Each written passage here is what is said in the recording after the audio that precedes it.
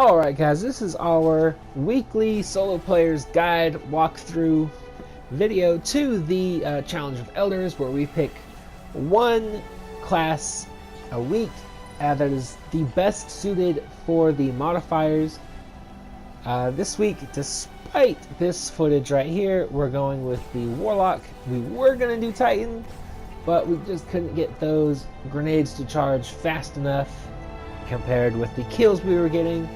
And so we switched over to the Warlock and had a much easier time of it. So let's go ahead and go over the modifiers and then the setup, and then we'll hit the guide. And obviously, if you're new to the channel, go ahead and hit subscribe, because we do this every single Tuesday. Modifiers include Airbourne. Players deal more damage while in the air. Fresh troops. Some enemy squads have been fortified with additional reinforcements. And grenade kill bonus. Grenade kills are worth more points. As far as setup goes, we're rocking the Warlock, like I said earlier. Nothing Manacles enables scatter grenade tracking and gains an additional scatter grenade charge. As far as weapons goes, I would say anything with either Army of One or Grenadier. Kills with this weapon reduce the cooldown of your grenade, and Army of One does the same thing, but melees and grenades. So either one will work great on a primary. And then I would say some sort of sniper, and then I'm rocking Gallahorn. You can use whichever you like. As far as setup goes, we're using the quote-unquote vampire build. Embrace the Void, killing enemies with Nova Bomb or any grenade triggers energy drain and restores your health. The Hunger increases the duration of the energy drain effect. Energy Drain, a powerful melee attack which drains energy from enemies and uses it to reduce the cooldown of your grenade. We're also going Lifesteal, just in case we get into anything, like any hairy situation. Super and Jump are both players' choice, and of course you obviously want to go with scatter grenades. A servant of Oryx, Hunger's guardian.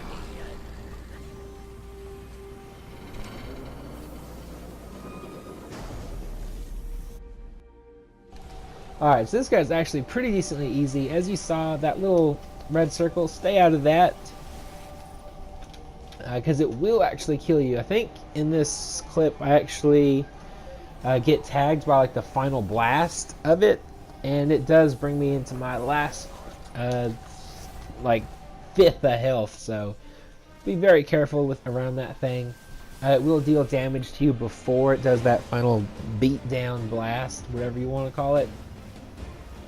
But pretty much you just want to stay around this section, which is the right hand section of the map, and throw your grenades.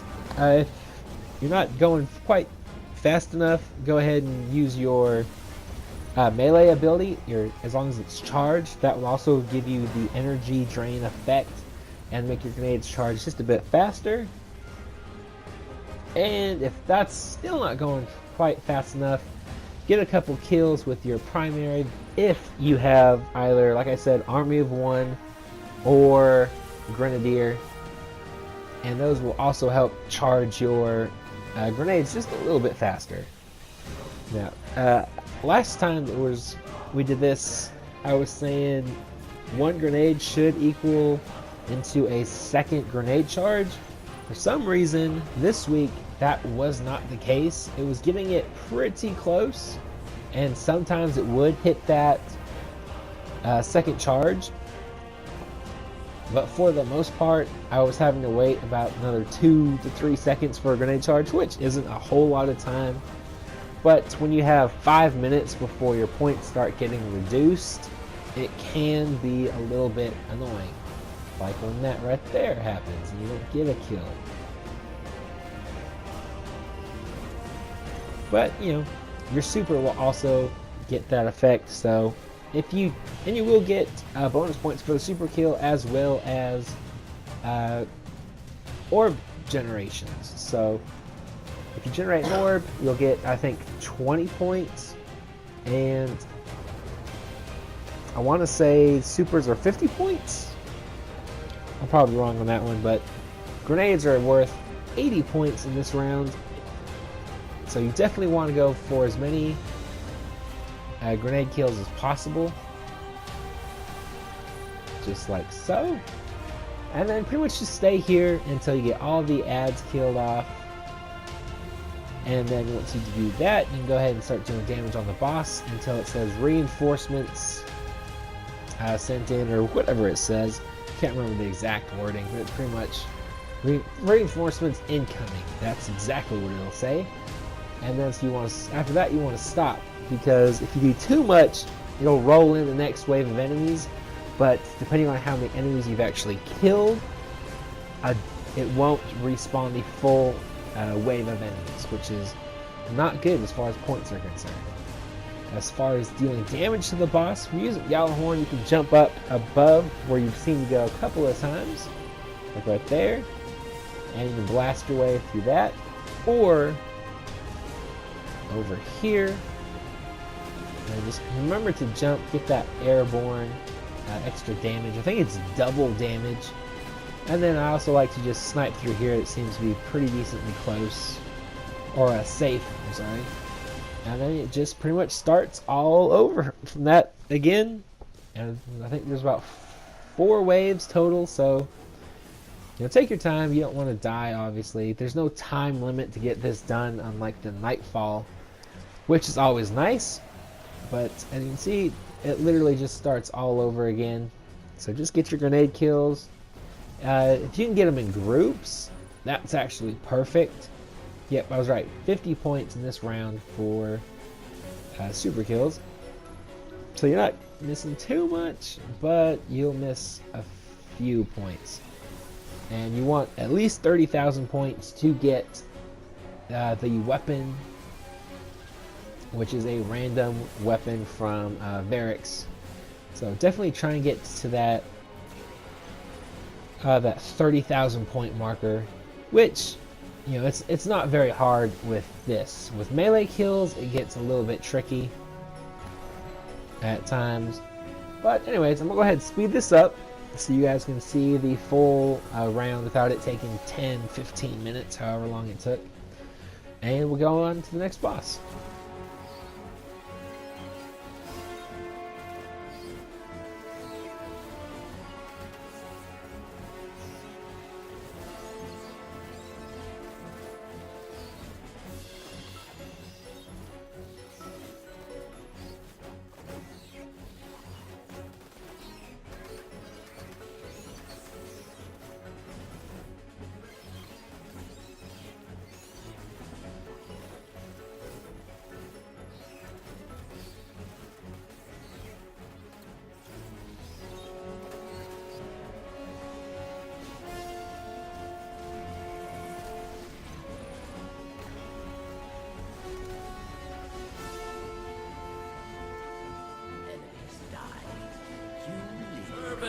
Of Oryx.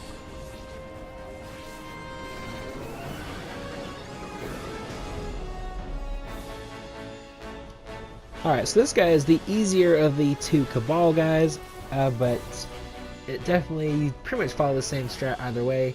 You want to go to either the far left or the far right. I prefer the far right just because you have that little bit of higher ground. You'll see me run there in a second. But pretty much, you don't want to stay here too long. That's why I gotta throw that there. Just get as many ads out of the way as possible. Go ahead and throw your grenades. And then pretty much, you just want to be bouncing back and forth between this side you see me going to now, and then the far opposite end.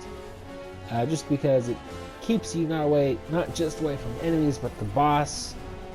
And you're less likely to get surrounded as long as you're continuously moving.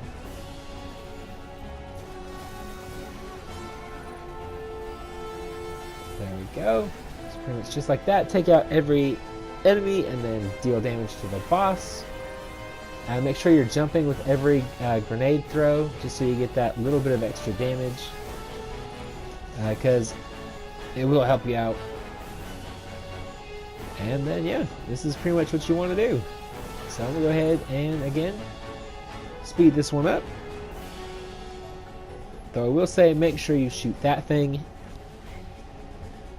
And yeah, this is pretty much it. You don't generally want to be rocking back and forth in the middle. You want to go like the long way around. Just safer that way, in my opinion. Just make sure you get your grenade kills. And grenade kill the boss for even more points.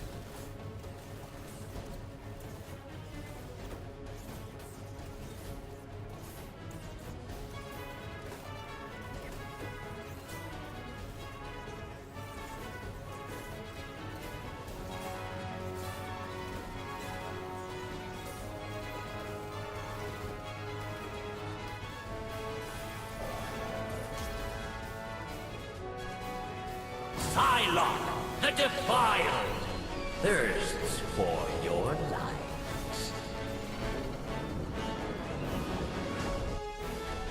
Alright, so this guy is also pretty decently easy. The only thing you really have to worry about is the fire he spits out at you. But as long as he can't see you, he won't shoot it at you. And then, of course, the wizards. So, what I would suggest, actually, I don't do it in this video, but what I would highly suggest is go ahead and switch over to a machine gun with solar damage. That way you can just take out these wizards really quickly. Like the Quillam's Terminus is pretty great. If you have a solar, the Swarm, that's also really good. Anything really that packs a punch will take those things out really quickly. And then with everything else, you just pretty much want to jump back and forth between here and that little hole over there by the stairs. You'll see me go to it later on. And then try and get as many of those guys packed in together as possible. That way you don't have to waste as many grenades, as many seconds trying to wait for those said grenades to regenerate. So go ahead, pop a synth if you have to. And then over here, there's not really a safe spot because he does shoot those flames out. So you pretty much don't want to go to the same spot every single time. But like if you can kind of glitch him out right there, you're probably pretty golden. The other safe spot is just past those stairs up there. I don't go to them, but you can jump over there. There's going to be like a little wall that you can get behind. His flames will still hit you there, so you do still have to be careful. But it's pretty decently decent for cover. So anyways, I'm going to go ahead and speed this up. If you did like this video, let me know in the comment section down below. Hit the thumbs up button. If you prefer me just editing out the speeding it up, let me know in the comment section down below, because that's kind of something I've thought about the last couple times. Like, do people really want to sit through this after I've just described to them how to do it? If so, if not, let me know in the comment section down below, and we'll make the most popular option the new norm. And yeah, other than that, subscribe. Do this every single Tuesday, and stay tuned for rewards at the end. I don't think I show it, but I also got a 400 ghost shell, so there's also that. But yeah, other than that, I will talk to you guys later.